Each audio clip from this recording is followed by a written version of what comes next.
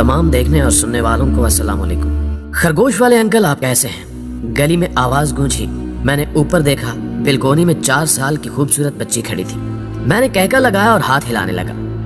हम अपनी गली में खरगोश वाले मशहूर हैं, क्योंकि हमारे घर में 250-250 खरगोश हैं। ये दिन रात गली में फिरते रहते हैं और 3-4 गलियों के बच्चे इनकी ज़ियारत के लिए रोज हमारे घर का चक्कर लगाते हैं। हमने 2 साल कबल गली के बच्चों के लिए खरगोश मंगवाए थे। खरगोशों ने बच्चे देना शुरू किए और हमारा घर दारुल खरगोश बन गया। बच्चों को पता चला तो ये खरगोशों से मुलाकात के लिए आने लगे। बच्चे स्कूल जाने से पहले और स्कूल से वापसी पर हमारे घर का चक्कर जरूर लगाते हैं। ये अपने अपने खरगोश का तायुन कर लेते हैं और उनको चारा और गाजरें खिलाते रहते हैं। बच्चों का ये मामूल कोरोना में भी जारी है। ये अपने वालिदैन के साथ आते हैं, खरगोशों के पीछे भागते हैं और घर वापस चले जाते हैं। ये हमारी गली की वाहिद एक्टिविटी थी। शाम 8 बजे के बाद एक सिरे से दूसरे कोने तक गली में सन्नाटा हो जाता था। लेकिन कोरोना के बाद गली में आहिस्ता आहिस्ता तब्दीली आने लगी। मैं मार्च के महीने तक जब घर वापस आता था तो पूरी गली में खामोशी होती थी। मैं छुट्टी के दिनों में भी वॉक के लिए निकलता था तो गली में कोई बंदा बशर नहीं होता था। गेट बंद होते थे, बिल्कोनियां सुनसान होती थी और कमरों की लाइट्स ऑफ होती थी। लेकिन जो ही कोरोना आया, शहर लॉकडाउन हुआ और लोग घरों तक महदूद होने पर मजबूर हुए तो हमारी गली आबाद होना शुरू हो गई। पहले लाइट्स ऑन होने लगी, फिर बिल्कोनियां आबाद हो गईं और अब हर घर से कहकाहों की आवाजें आती हैं। मैं गली में निकलता हूं तो बच्चे गली में दौड़ रहे होते हैं या फिर बिल्कोनी में खड़े होकर नीचे से गुजरते लोगों पर आवाजें कसते हैं और फिर दिल खोलकर कहके लगाते हैं।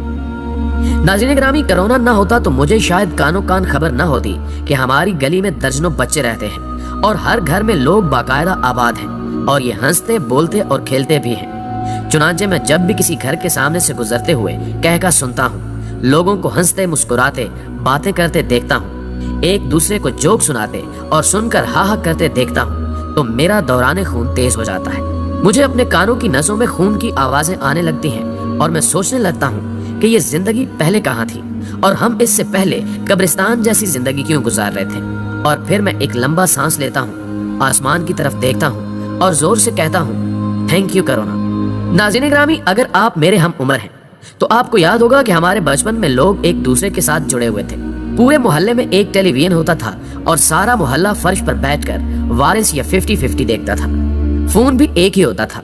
मोहल्ले की सारी कॉल्स उसी पर आती थी और हम बच्चे हर कॉल पर होल्ड करें कहकर चाचा और चाची की तलाश में दौड़ पड़ते थे और फोन का सुनकर चाची दुपट्टा और चाचा धोती संभालता हुआ फोन की तरफ दौड़ लगा देता था।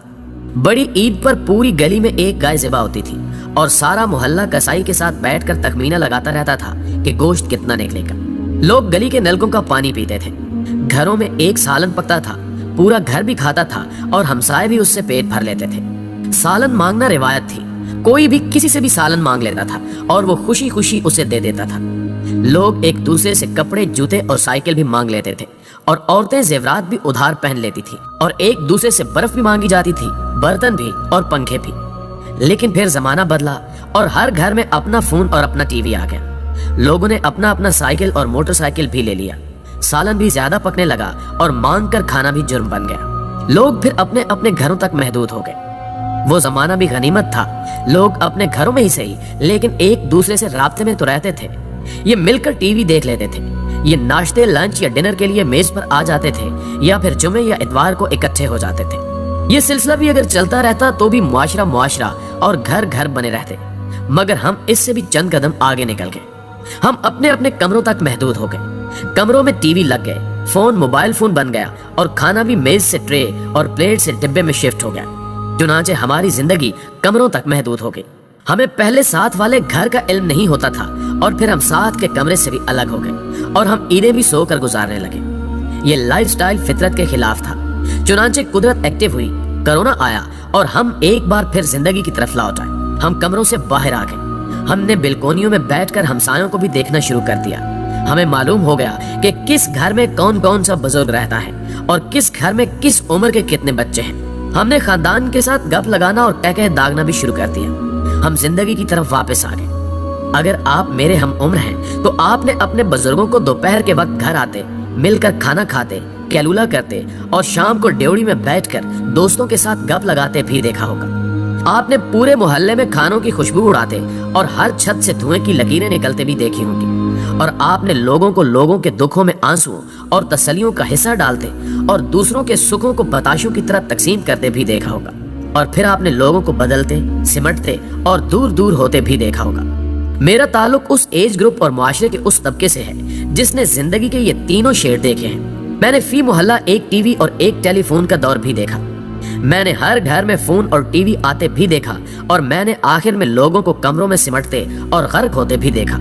और मैं उन खुशनसीब लोगों में शामिल हूँ जिन्हें अल्लाह ताला ने वक्त को पलटते और वापस आते भी देखा। लिहाजा कोरोना हमारा बहुत बड़ा मोहसिन है। बस इसका एक कसूर है, ये अगर एक बार मोबाइल फोन भी बंद करा देता तो हम मजीद बेहतर जिंदगी गुजार सकते थे। लेकिन इसके बावजूद इतना भी गनीमत है कि हमें इस वबा ने एक बार फिर बता दिया कि जिंदगी थोड़े से वसाइल के साथ भी गुजारी जा सकती है और ये ज्यादा वसाइल की जिंदगी से बेहतर होती है। प्यारे दोस्तों, इसने हमें बता दिया कि अंधाधुंध दौड़ का कोई फायदा नहीं होता। आपके अकाउंट्स में क्या पड़ा है, आप कितनी जमीन और जायदाद के मालिक हैं, आपके पास किस मुल्क का पासपोर्ट है और आपकी पहुंच कहां कहां तक है, ये सब बेमानी और बेकार है। जिंदगी वो है जो आप आज गुजार रहे हैं, खाना वो है जो आप खा चुके हैं, पानी वो है जो आपने पी लिया, जायदाद वो है जिसमें आप रह रहे हैं और रकम वो है जो आपकी जेब और आपके हाथ में है। कुदरत ने हमें यह भी बता दिया कि दुनिया में सेहत से बढ़कर कोई नेमत नहीं और सेहत के मामले में हम सब अकेले हैं। मुझे चंद दिन कबल कोरोना की शिकार एक बच्ची देखने का इत्तेफाक हुआ। माँ बाप शीशे के एक साइड पर खड़े थे और बच्ची दूसरी साइड पर थी। वो चीख रही थी, वो सांस बहाल करने के लिए अपनी छाती पीट रही थी। डॉक्टर उसे ऑक्सीजन लगाते थे लेकिन वो मास्क उतार कर अपनी माँ को बुलाती थी। लेकिन माँ और बाप दोनों कोरोना के खौफ से बच्ची के करीब नहीं जा रहे थे। वो बच्ची को शीशे की दूसरी तरफ से तसल्ली दे रहे थे। मैंने कानों को हाथ लगाया और अल्लाह से माफी मांगी। हमारी हकीकत तो ये है कि हम वबा के खौफ से जनाजे तक नहीं पढ़ रहे और उन लोगों के करीब भी नहीं जा रहे जिनके बगैर हमारी जिंदगी नहीं होती थी। इस वबा ने हमें यह भी बता दिया कि इंसान की जिंदगी चूहों की दौड़ से ज्यादा कुछ नहीं। हम पूरी जिंदगी पनीर का अपने मुकद्दर से बड़ा टुकड़ा तलाश करते रहते हैं। हम थक कर मर जाते हैं और हमारा पनीर कीड़े और कव्वे खा जाते हैं। चुनांचे मैं जब लोगों को हंसते हुए देखता हूँ, बेलकोनी में खड़े होकर गली से गुजरते लोगों को देखता हूँ तो मेरे अंदर से थैंक यू कोरोना की आवाज निकलती है। लेकिन फिर मैं सोचता हूँ कि जब कोरोना खत्म हो जाएगा तो फिर क्या होगा? क्या हम वापस अपनी मसनूई जिंदगी की तरफ लौट जाएंगे, उस जिंदगी की तरफ जिसमें दौड़ और हिरस के सिवा कुछ नहीं था? ये सोचकर मुझे कपकपी आ जाती है और मैं डर जाता हूँ। मैंने ऊपर बच्ची की तरफ देखा, दोनों कानों पर हाथ रखकर खरगोश जैसी शक्ल बनाई और मुंह से पख पख की आवाजें निकालने लगा।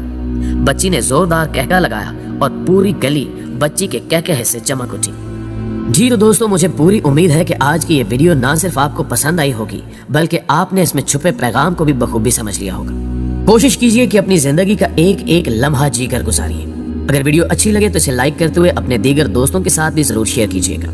नीज चैनल पर नए आने वाले दोस्तों से गुजारिश है कि पहले हमारे YouTube के इस मुनफरिद चैनल को सब्सक्राइब करते हुए साथ मौजूद घंटी के बटन को भी जरूर दबा दें ताकि इल्मी, अदबी और तारीखी वीडियोस की नोटिफिकेशन आप तक बाकायदगी के साथ पहुंचती रहे। जल्दी हाजिर होते हैं एक नई और मालूमाती वीडियो के साथ। तब तक के लिए आपका, हमारा, हम सब का अल्लाह निगहबान।